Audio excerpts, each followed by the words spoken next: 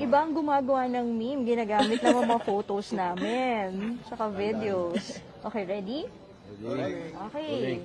Hello, Rosmar. So, kamusta? Ano nag-udyok sa'yo para tumakbo as counselor? Counselor nga ba ang tatakbuhan? Yes po, counselor po. Sa totoo lang, tulad nga na lagi ko po sinasabi, wala naman po akong balak tumakbo dahil dagdag sakit sa ulo, dagdag obligasyon, responsibilidad.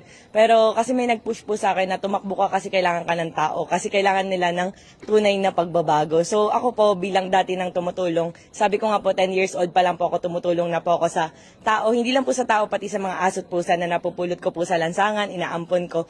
So hindi lang po ngayon ako tumutulong na kagaya po ng iba na dahil may kailangan, dahil eleksyon, tumutulong sa mga tao. Tapos pagkatapos, wala na, hindi na ulit magpaparamdam. So, hindi po ako ganun, matagal na po. So, ngayon po, dahil pinupush po nila ako na tumakbo ka kasi kailangan ka ng tao. Kaya sabi ko, siguro nga mas marami akong matutulungan kapag ka nakaposisyon na po ako. Pwede ba naming malaman kung sino tong nag-push o nag-udyok sa'yo? Sa totoo lang po, hindi po sila politiko or normal na tao lang po, kaibigan ko lang po. Anong district ang tatakbuhan mo? District 1 po. Under what party? Independent. Marami pong kumukuha sa akin na iba't ibang partido, pero mas nananatili po na gusto ko maging independent para iwas pa pumulitika po. Pang-ilang beses mo na tong tatakbo, Rosmar? Pangalawang beses po. Nung unang beses po, hindi po ako nakaikot or nakakampanya kahit isang beses dahil nanganak po ako May, panahon ng eleksyon. So, mas priority ko po yung pagbubuntis ko, mas priority ko po yung pamilya at anak ko po. Ano kaya yung pagkakaiba nung unang beses at ngayon natatakbo kang muli? So, nung unang beses po, hindi po ako nakaikot kahit isang beses. Pero although tumutulong na po ako noon before, hindi po ako nakaikot kasi po buntis po ako noon, medyo maselan at first baby ko po. Unlike po ngayon na talagang sinisipagan ko po sa tulong na rin po ng mga kaibigan ko na sumusuporta po sa akin, lalo na po ng Shift International. Tapos Rosmar, kasi parang before, parang napapabalita sa Laguna ka tatakbo. Tama ba? Sa totoo lang po, marami pong nagtatanong, nakausap ko nga po yung mga vice doon, mga mayor, akala po nila kakalabanin ko po sila. Pero sabi ko po, wala naman po talaga ako kasing balak. Nagkataon lang po na ngayon, nakumbinsi po nila ako dahil sabi po, mas marami daw po ako matutulungan kapag po nakaposisyon. So yun lang po talaga yung bagay na nagpa-oo sa akin. Pero with regards to lawmaking, yung pagpapatupad, paano naman natin i-compensate yon kung nandun tayo sa puros tulong, Rosmar? So, tulad po ng sinasabi ko, lahat ng bagay pwedeng matutunan. Hindi naman po ako bobong tao. Pagiging prangka, hindi po ako bobo. Nakagraduate po ako sa Far Eastern University, batch 2015. And section 1 po ako doon, pilot section po talaga ako. Sa social media po, minsan po kolokoy ako, nang-aasar, patola, ganun po yung content ko. Pero tulad nga po ng sinasabi ko, hindi lahat ng bida sa pelikula mababait at hindi po lahat ng kontrabida masasamang tao in real life. So yung Rosmar po sa social media at Rosmar po sa totoong buhay ay magkaiba po.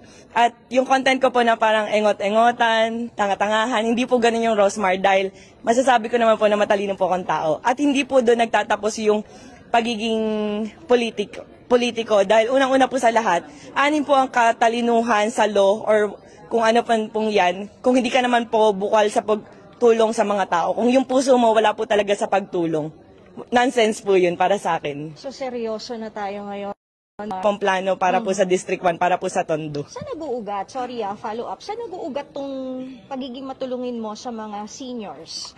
Hindi ko po alam kung bakit. Parang minsan po may mga time na parang nasa side na po talaga ako. Yung ngayon po na kinikita po sa skincare brand ko po, nagagastos ko na po talaga sa pagtulong sa mga tao. Dati po yung panahon ng pandemic, wala na pong kinikita kasi syempre pandemya, walang customer, sarado yung mga business. Tuloy-tuloy po yung mga renta pero tumutulong pa rin po ako sa mga tao. Parang hindi ko kayang pigilan tumulong.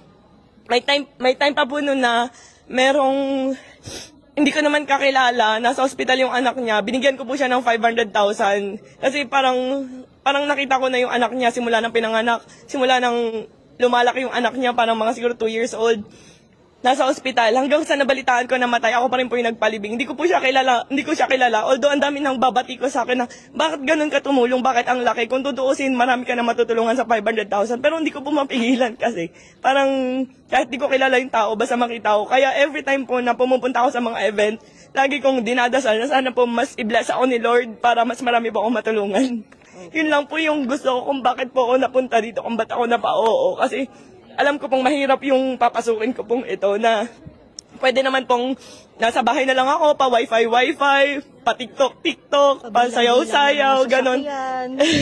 Yes, and yun po yung tulad po ng sinasabi ko. Hindi ko na po kailangan ng pera ng gobyerno, pera ng mamamayang Pilipino dahil meron na po tayong mga sports car, mga bahay, mga ari-arian at kung ano-ano pa. Sinisigurado ko po na yung mga pera po or yung sahurin ko sa mapupunta po talaga sa tao. Yun lang po yung isa sa pinapangako ko po. Dahil may one time nga po, may senador po na sumusuporta po sa akin, nagbigay po ng 100,000 cash.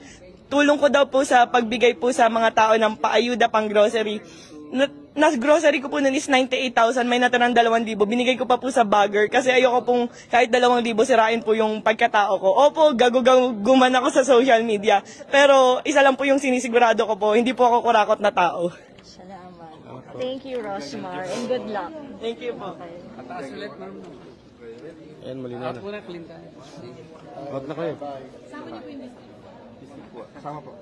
Ready. 1, 2, 3. Okay. Ayan, mga kapatid. So, ano nakalagay sa balota, Rosmar Tan Pamulaklakin? Rosmar Pamulaklakin. Walang tan. Rosmar Pamulaklakin. Yung asawa ko po nasa labas kaso hindi na po sinapasok kasi dalawa lang daw po pwede. Ayan, mga kapatid, ngayong araw nag-file po si Rosmar Tan Pamulaklakin bilang sa pagkakonsehal ng Manila. Pamulaklakin. Good luck, Rosmar. Good